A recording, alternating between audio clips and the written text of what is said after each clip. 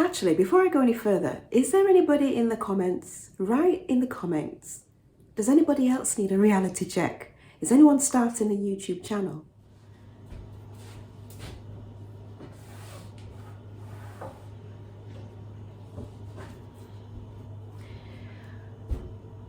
Was there ever a time that you made a quick decision, like really quick, in that moment, right there, right now? Well, raise your hand. Come on, raise your hand. You know you have.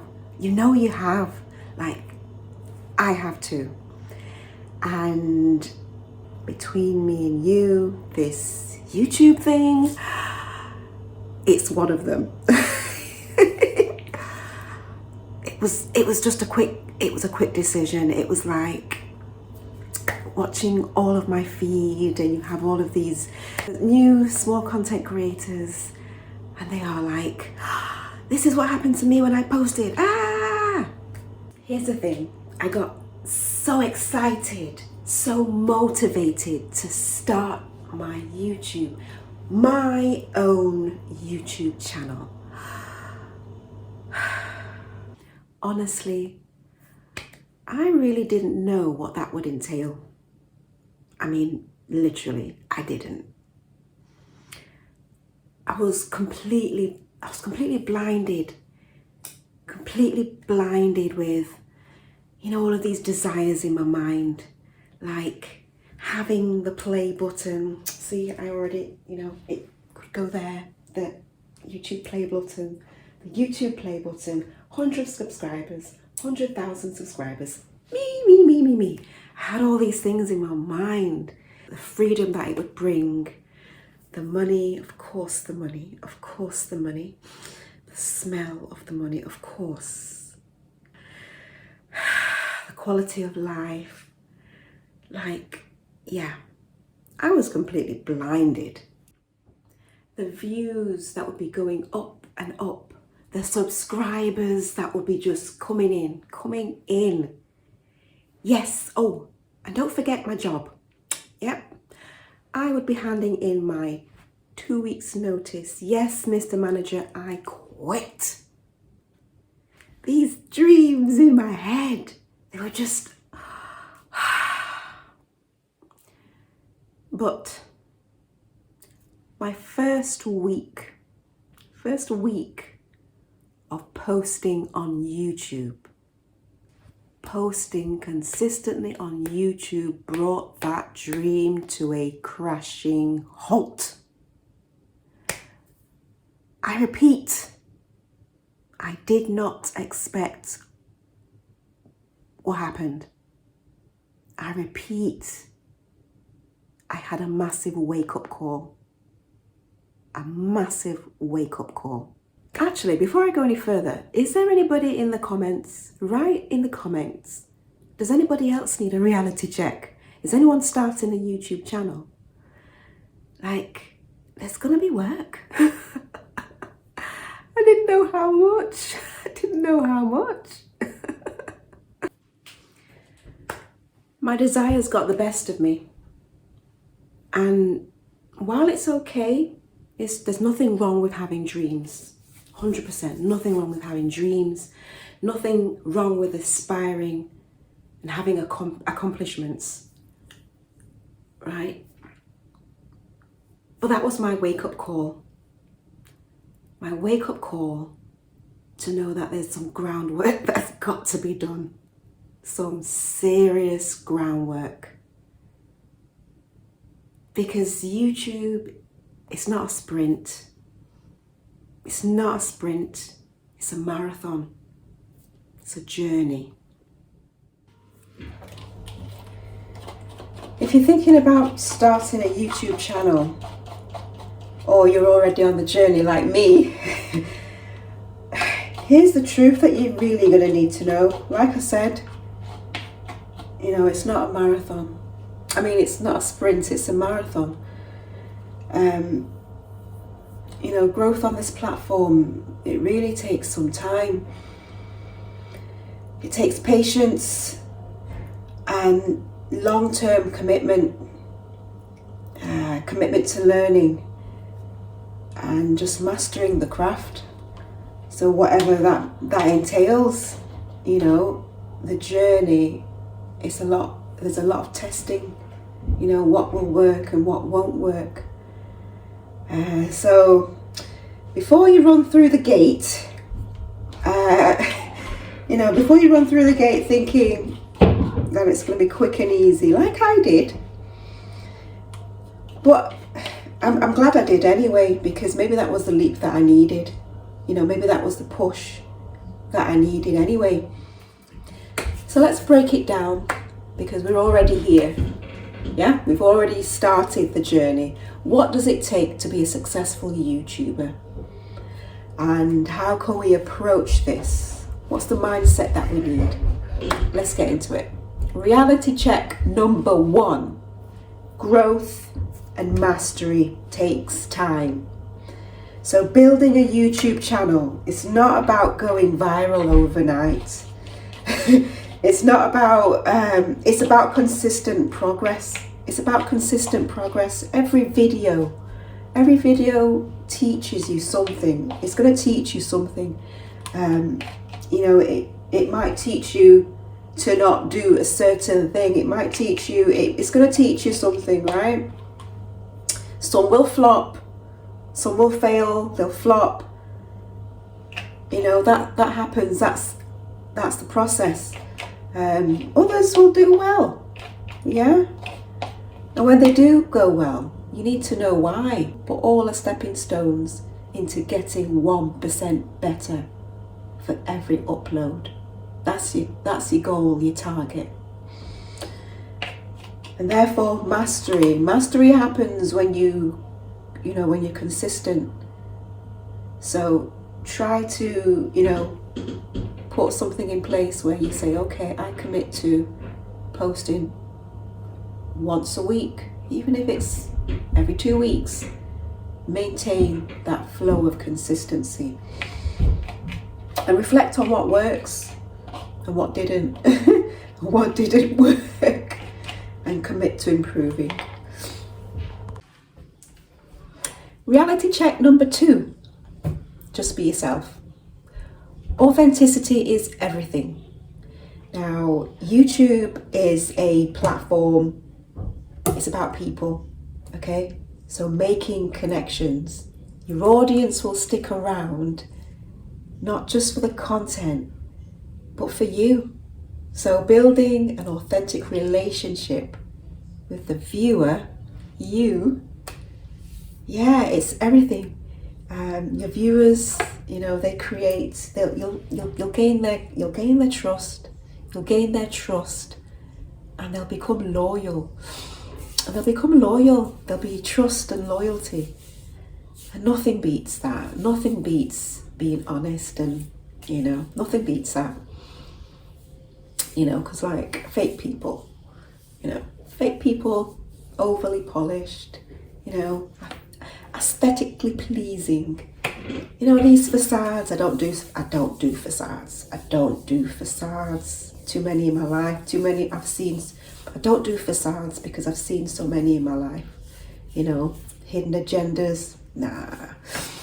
Yeah. But what you're building on your channel is attracting the right type of person.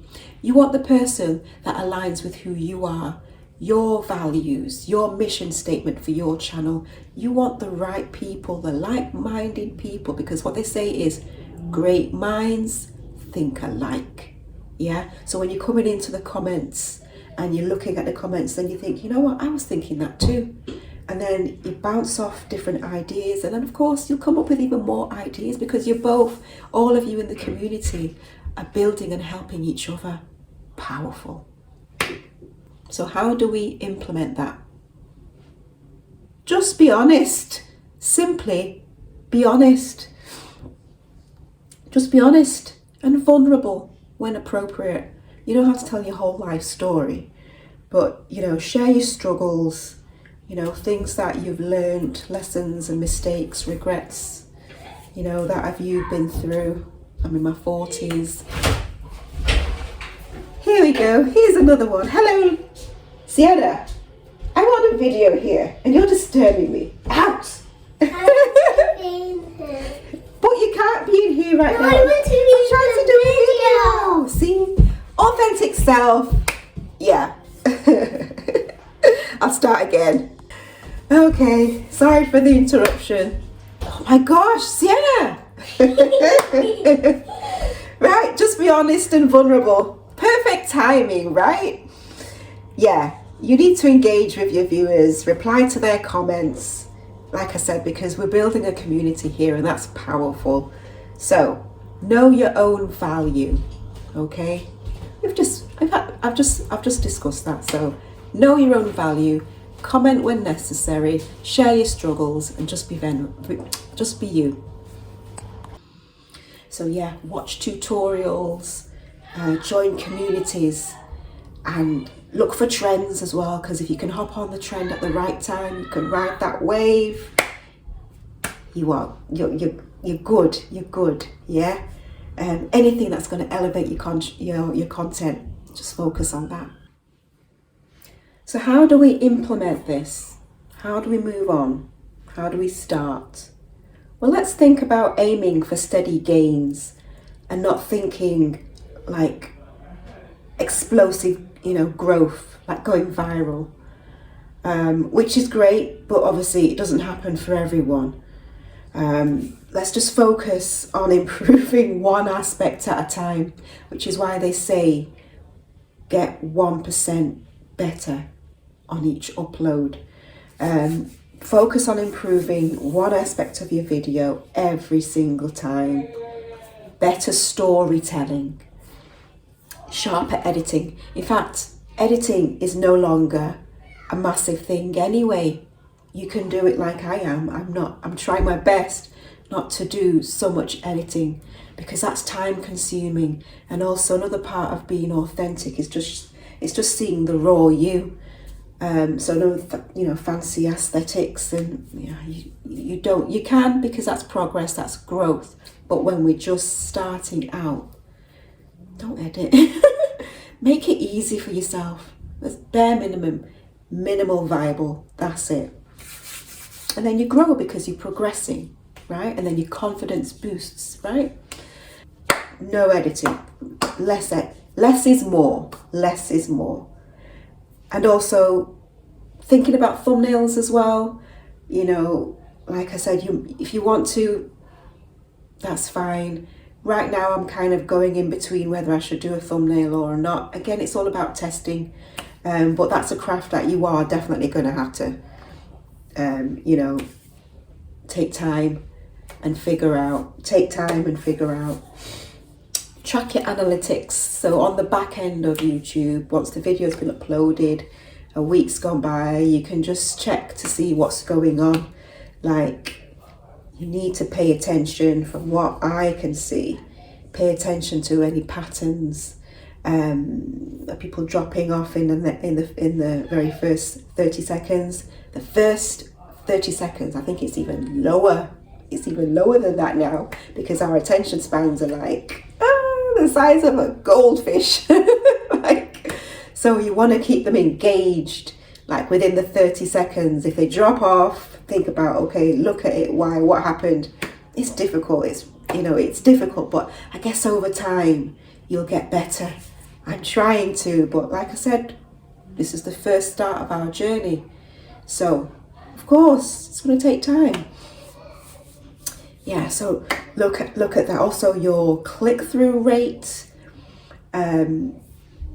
That's if obviously they've seen the title, they've seen the thumbnail, and how quickly they click to, watch the video.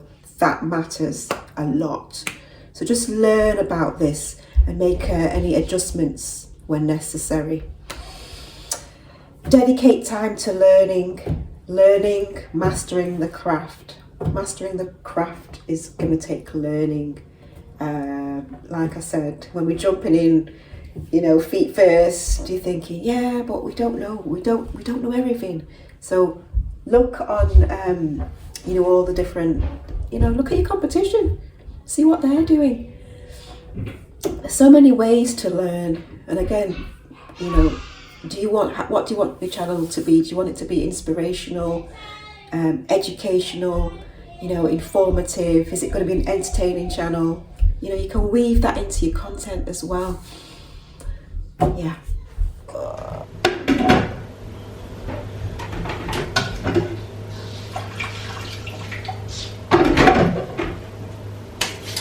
Right, I think I'm on take 20 now. See? Take 21. I think I'm on take 21 now. Innovation and vision keeps the journey of your channel fresh.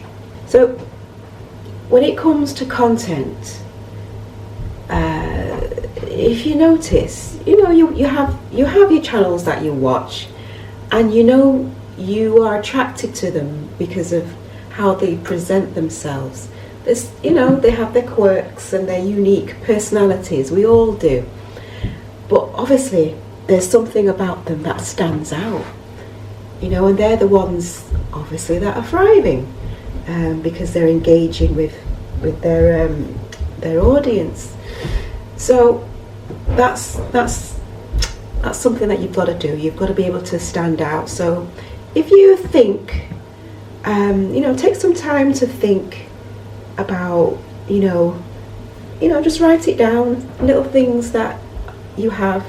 What are your strengths? What are your unique little quirks and, your little personality? And really be self-aware about who you are, your strengths, your little quirks.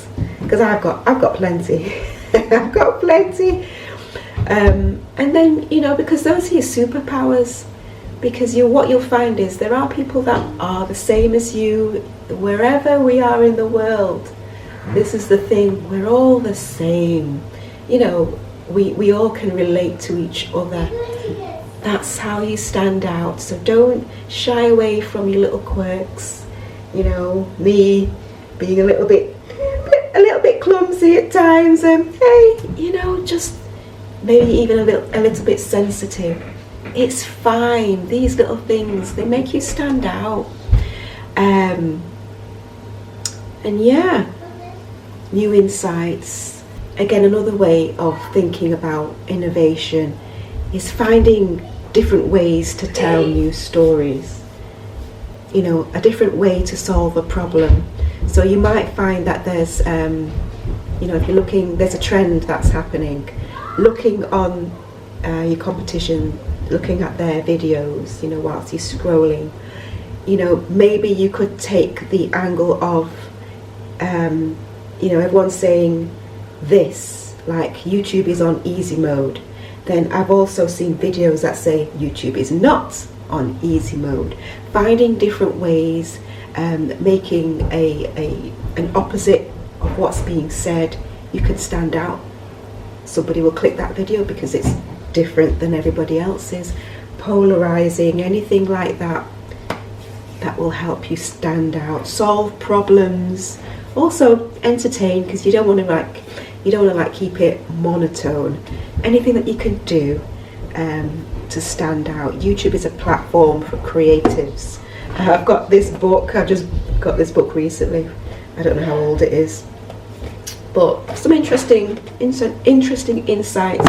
It's more like, I think about like lots of exercises, like visualization exercises, and different ways to actually get you in the state of mind of being creative. So how are you going to implement that? Well, look at your niche. Look at your niche, and think to yourself. Look at your niche. Think to yourself, what's missing? Can I do it differently? We've just explained that. So whether it's, you will have to eventually get on to doing editing, whether it's minimal, but yeah. When you are at that stage of doing editing, do it in your own way. You're going to find that you edit in your own way because you like a certain thing that other people don't. So that will make you stand out, because when somebody sees that video, they'll know it's from you, because all your other videos will possibly be in the same style. So that's again thinking about branding. Yeah, so choose your choice of topics.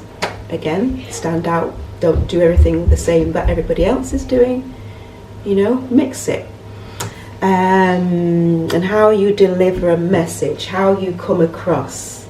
So your voice is so powerful, and that's what I'm learning day by day. I'm just making, I'm more aware of my little voice.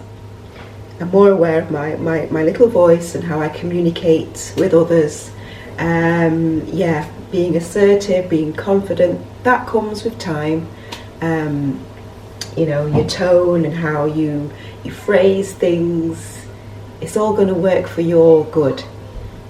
The more you relate to the audience and they can see that's projected through the lens of the camera, it's like having a big warm hug, having a chat.